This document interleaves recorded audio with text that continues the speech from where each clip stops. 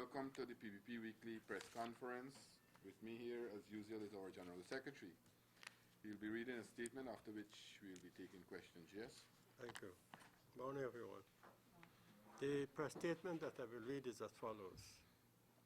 In April 2016, negotiations failed to resolve the impasse on the elections of chair, vice chair, and mayor, deputy mayor of the councils of tied local authority areas.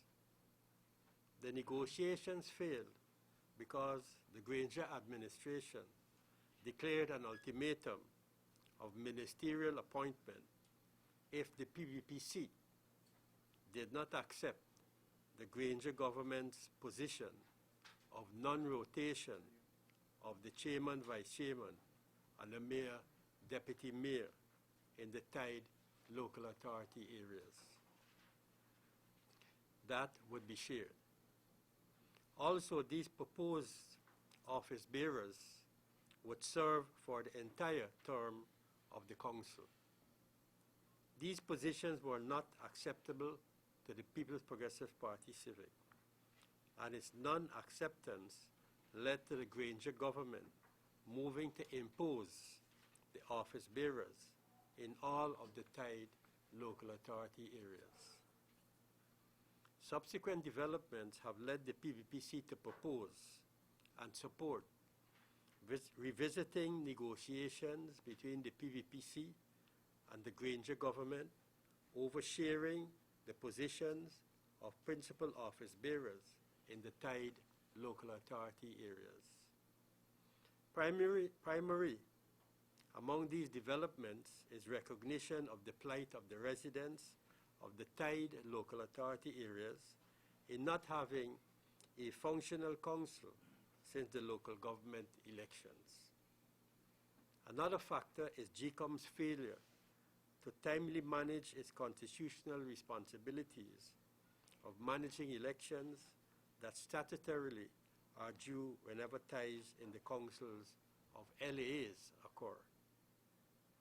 Equally important was the decision of the Granger government to impose and execute their solution instead of negotiating, and despite the wrongdoings that would ensue with ministerial appointment in contravention of the applicable laws.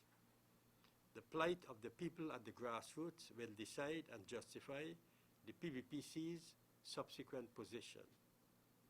The PVP, in the interest of those residents in the tied councils' local authority areas, is signaling its willingness to re-engage in negotiations with the Granger government over the resolution of the impasse of councils of the tied local authority areas.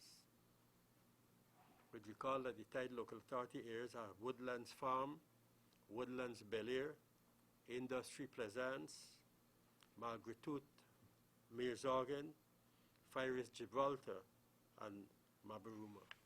Thank you. That was a statement from the yes. I will take questions. Adam Harris, the first question I would want to ask is, who were the teams or the PPP members negotiating with the Granger administration over this issue? And did they go to that meeting with an agenda so that something positive could have been discussed?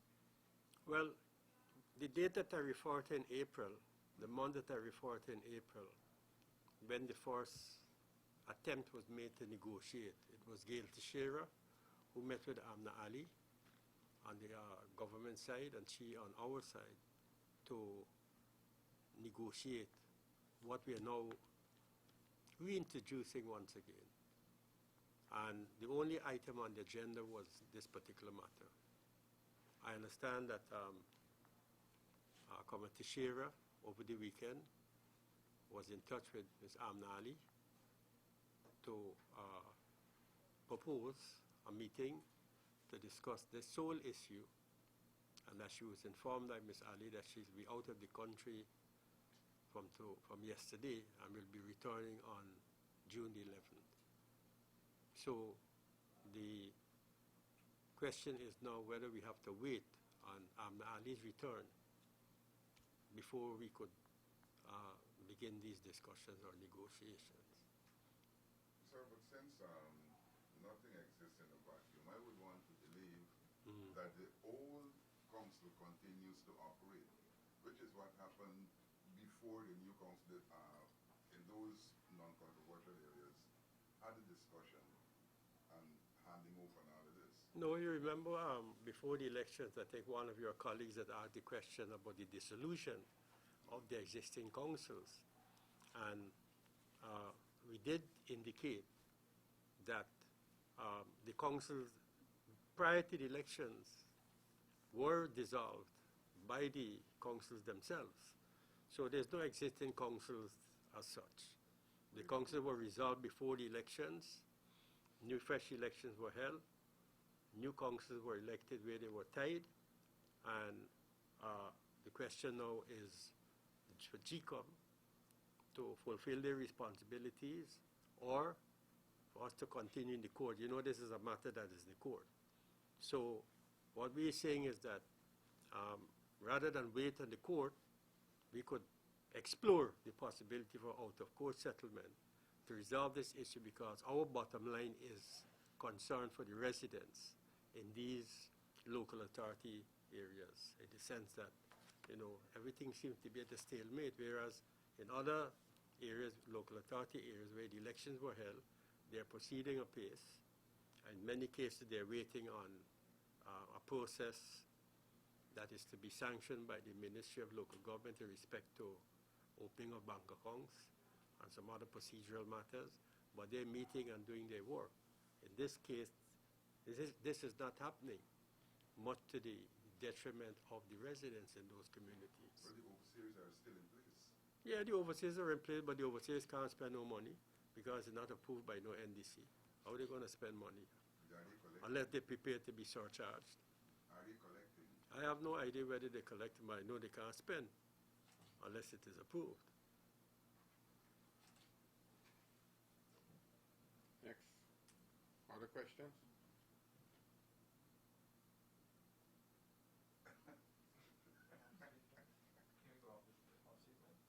No, let's deal with the statement for if there's no other question. No. Yes. We're going to stay with this one Yes. a little bit more. Now you approach GCOM. Yeah. What did GCOM say to you about this situation? Well, GCOM is saying that there are two options. One is to have a runoff, or the other is to have by-elections. We believe that the option is runoff. Now, the lists that were used for these elections, as you know, comes to an end, I think, on the 28th of April. The life of the list comes to an end on the 28th of April. And every year these elections have to be held. These elections are to be held annually. So in that situation, we will end up, every time the elections are held, we will end up with this tie situation. And not the elections, sorry, the internal elections for the chairman and vice chairman, we will end up with a tie situation because the numbers wouldn't change. So that's why we're saying, let's see if we could have a negotiated settlement, you know, based on what we have put on the table and what we were willing to listen to what they have to say too.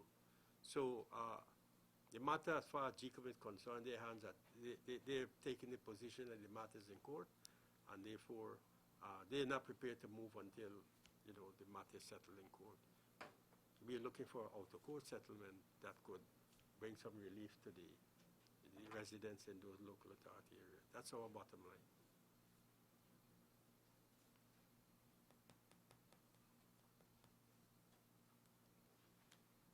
No other question on the statement? Any other questions? Sir, hand that up in AGP negligence. Following the May 25-26 walkout at the Durban Park here by the party, has there been an apology from the government on the proceedings? I didn't hear the last part. Was there an apology to the party from the government? No apologies to the PPP. All right, if you're willing and kind enough, can you just briefly take us back to what happened on that night? On the 9th? Yeah. Okay. ball by ball? However you want to do it. No, well, I would like to know what you're interested in. Give me ball by ball. You ain't gonna done till tomorrow morning. I can't control you. No, I think you ask for some useful information, because at the end of the information, then I will give you some other information. All right. Let me say this. We were all informed by Madam Gail Teixeira as MPs by email what were the arrangements in respect of our place and time to move off to go to the Durban Park, or the Durban, what you call it now, Durban Park. And two, what would be the seating arrangements. Those were the two sets of information that was provided to us. With respect to the first set, we were all told that we should assemble at the office of the Leader of the Opposition for 9 o'clock. We all gathered there 9 o'clock,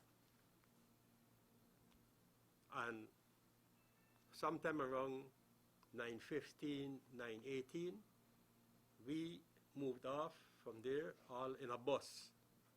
We all, took a bus, and we were taken to the location. On our arrival at the location, we sought advice from people who claimed to be authoritative on the ground as to what entrance the bus should go in, so as to allow us to disembark. I noticed that the bus entered the area and was facing east, because from where I was sitting, I could have seen the St. Sidwell's Primary School on the southern side of where I was sitting, from where I was sitting. So eventually the bus drove to a location where many vehicles were parked, and it appeared to me, because there were so many people, you have to really assess where you are in order to get a good orientation of your location. So the bus was parked at a location where many other vehicles were parked. And I'm not talking about VIP vehicles, I'm talking about all kind of different vehicles. They were all parked there. So we disembarked, and we were led to an entrance where there was a large number of people seeking to enter at the same time.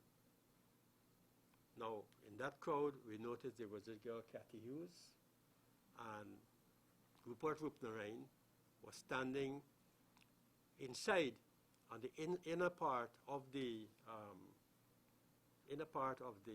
entrance, where the police were also standing for us to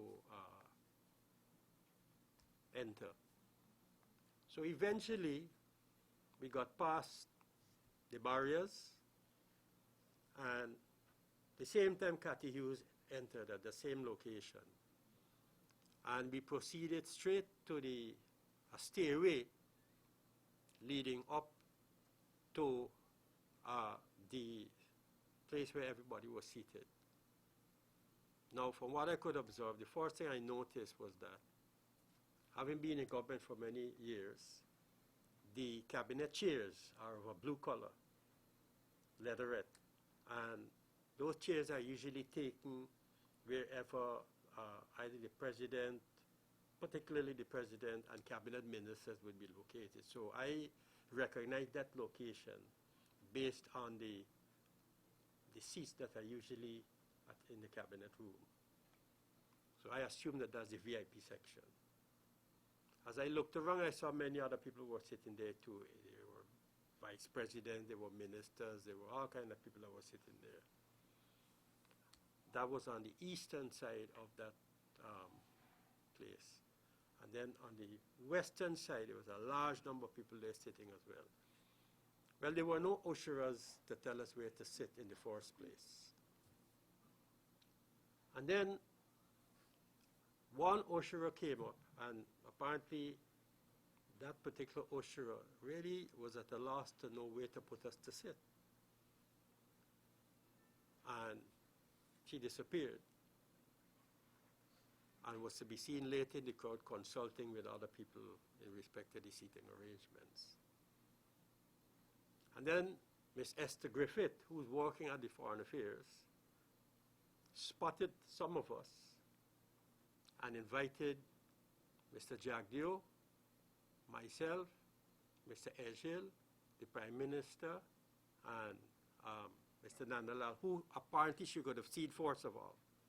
In other words, the first set of people that she spotted, she invited them to go up to where we were seated eventually, and we were told that we should sit here.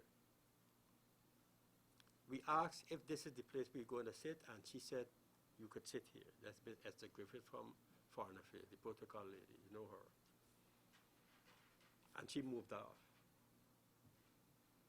We sat there for about, I would say, 5 minutes, and in the meantime, our colleagues were standing somewhere in the aisle. As you came up this step, there was a passageway there, and other people were passing them and were ushered to their seats while they were standing there. So they were standing there for about 15 to 20 minutes. And then eventually we said, all of us who were seated concluded that, look, this doesn't make sense. How are we sitting here? These other colleagues are standing there as though they're like delinquents. And so we decided that if this continues for another 5 or so minutes, we're going to leave the place. In the meantime, the Basil Williams, who was behind Mr. Jagdeo turned to Mr. Williams and told him, because in any case, Mr. Williams saw what the position, what was the situation. So Mr. Jagdeo turned to Mr. Williams and told him that, look, this is an unacceptable situation. We are here, and the majority of the comrades are standing down there without seats. And this is unacceptable.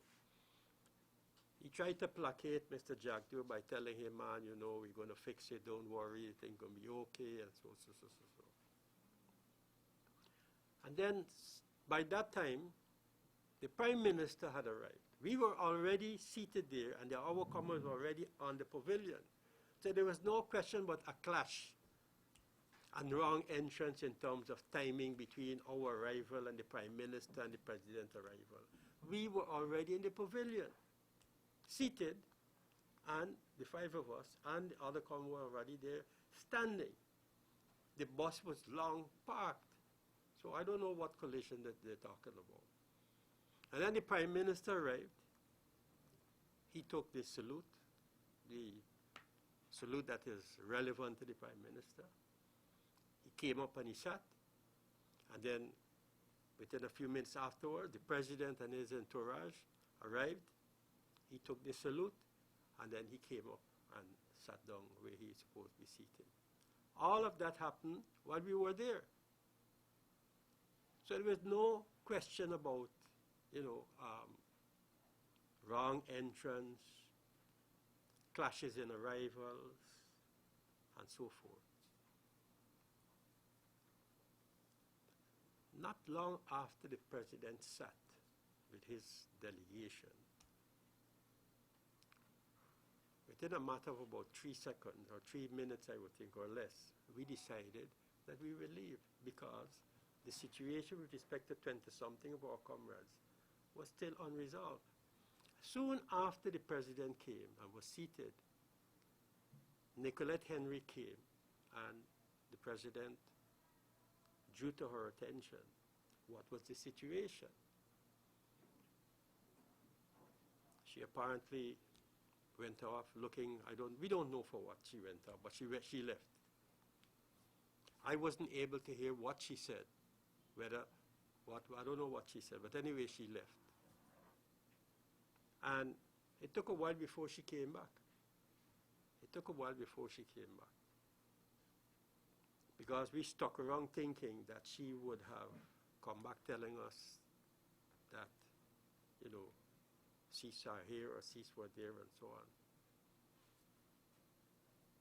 We were standing talking to each other. There was no one who was monitoring the movement of Nicolette Henry to ascertain that she was talking to people, tell them to get up, to allow us to be seated. We could not have ascertained that because I, for one, wasn't looking to see whether she was doing that, because we were always engaged in conversation, standing, while all that was happening. And then afterward, we decided, after recognizing that the situation, is not resolved, we decided to leave. And we stood up for a while by the bus that took us there. We were chatting with passers-by and talking to people and so on. And then we eventually boarded the bus and we left. So, Mr. Roy, there are persons who were saying that you had so many other persons who were in the area there, and they had to... No, in the area there where? The VIP area in Darwin Park, and they had to stand too. And persons are saying that, Come and listen to me. in the interest of an event like that. Come and listen. Don't try to rationalize anything. I am saying to you, we were told in the parliament that there will be seats allocated to you, the 32 opposition members of parliament. We were told that, we were given that assurance. We went there with the understanding that when we went we couldn't have gone even late. What do people mean by late? We went there before the Prime Minister arrived. We went there before the President arrived. We went there when people were still pouring into the place. We went there before ministers arrived. Not all the ministers were there. Some were still pouring in the place when we were going there. I told you Cathy Hughes was boring through the crowd trying to go there. And some ministers arrived. Dominic Gaston arrived when we were arriving at the same time. So what happened with them? So obviously the MPs were not going to stand under no circumstances. What is that? Under no circumstances, the opposition member of parliament, the members... No, because we are saying that there was a breach of the protocol. There was a breach of the arrangements and the promises that were made to us. This probably would have never happened if we were in the government to the then opposition. It clearly was a case of either ineptitude, incompetence, or inexperience. Or maybe it was designed like that. In fact, I've read over the weekend a number of commentators, save and except for Mr. Adam Harris, who said it was a fantastic arrangement. He's probably living in another world. But I've read a number of commentators in every newspaper criticizing the event. Criticizing the event, criticizing the action in respect of our not being seated. The leader of the opposition is a constitutional position. Members of parliament are constitutional people. They're not stray dogs. When we go into parliament, the speaker expects us to behave in a particular way. And you heard what Mr. Grange himself said when he swore in when his MPs were sworn in, that he intends to see parliament operate in a particular way, not unbecoming of the National Assembly. So how come it's good for one location, but bad for another location? Can't be. These are people who are elected by the people. And those of you who are around know how grueling an election campaign is. That's why they call these people the honorable minister or the honorable member of parliament. They weren't just picked up off the streets and put in the National Assembly. You have to go to elections and contest it. You have to campaign. You have to take a lot of abuses. All these different things you have to go through to go in the National Assembly. You're saying we must sell ourselves short of that? I hope that's not what you're suggesting. All right. So that explains it all. Harry, if we still off topic, sir, I'd like to raise an issue that was doing the rounds. You making statements of the police commissioner responding, and in one case he claimed that you actually ducked invitations to the police for overseas courses. How accurate was that, sir? Who Who's representing the Kaicho News here? You know, I have to be very critical of the Kaicho News, you know, because that story appeared first in the Kaicho News. And the Kaicho News reporter, what's his name? Dale Andrews called me to ask me if I have the reply for Mr. Passad. In response to what Shilal Passad said, I told him, I said, Mr. Andrews, I'm not going to speak off the cuff on a matter which I consider to be very important. And I said, I'm writing a letter to the editor of the newspaper. That's my choice of response. So he said, why are you writing a letter to the editor?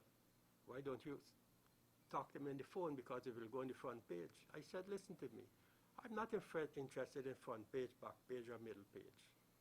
I'm writing a letter to the editor. It's up to you to put it wherever you wish to put it.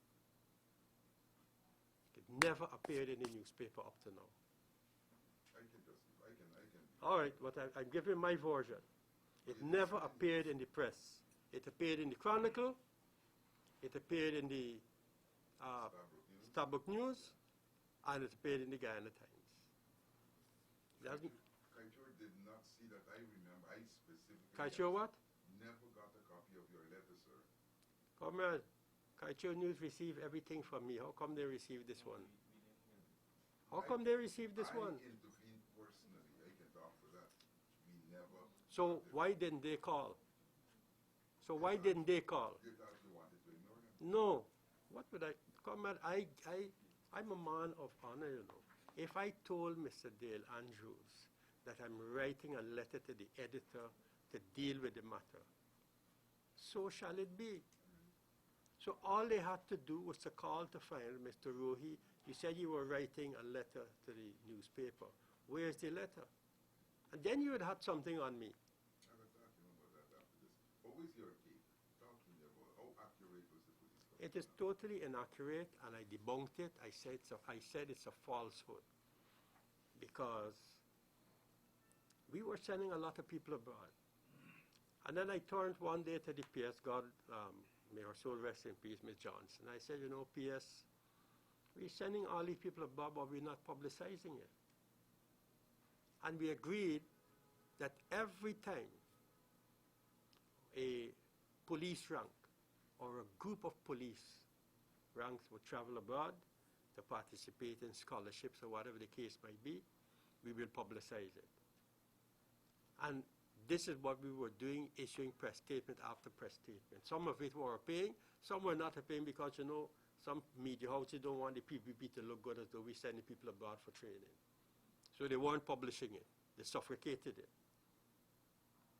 But if you go back, you will find a lot of press statements revealing police ranks going abroad for training by the ministry or from the government of Guyana.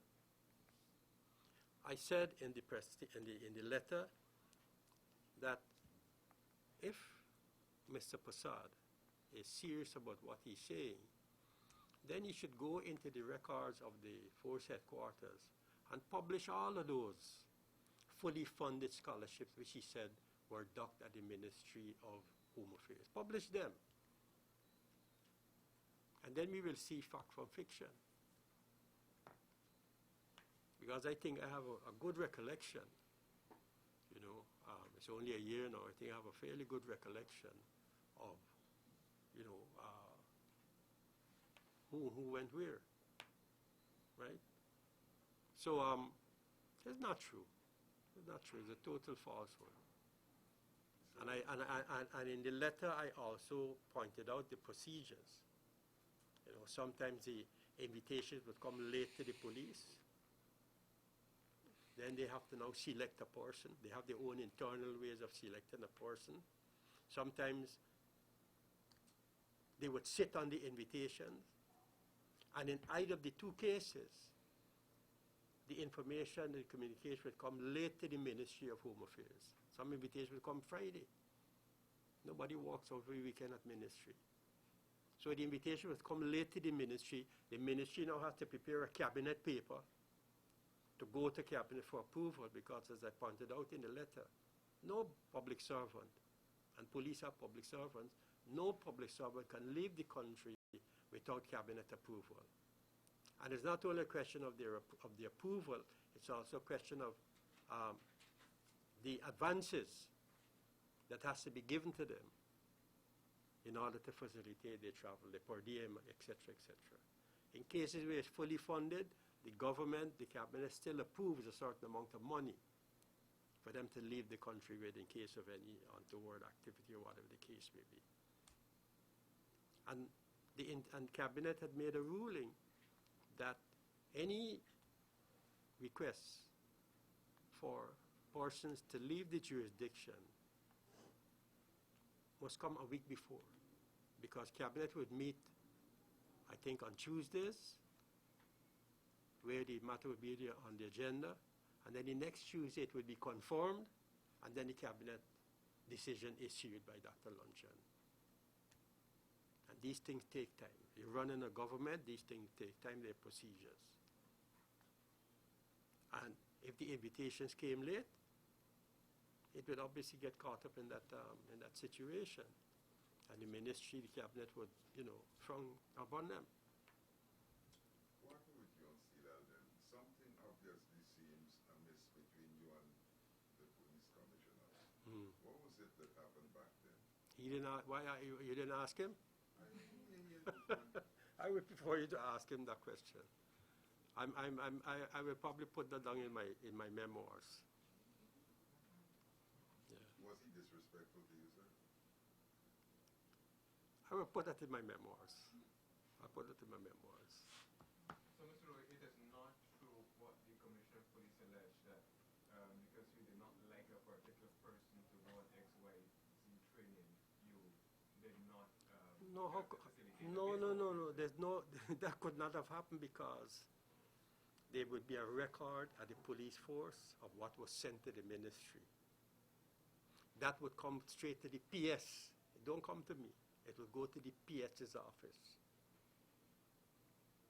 The PS would then prepare the cabinet paper and bring it to my attention for onward transmission, because I have to sign the cabinet requests or cabinet memoranda, which would then go back to the PS for onward transmission to the cabinet secretary's office.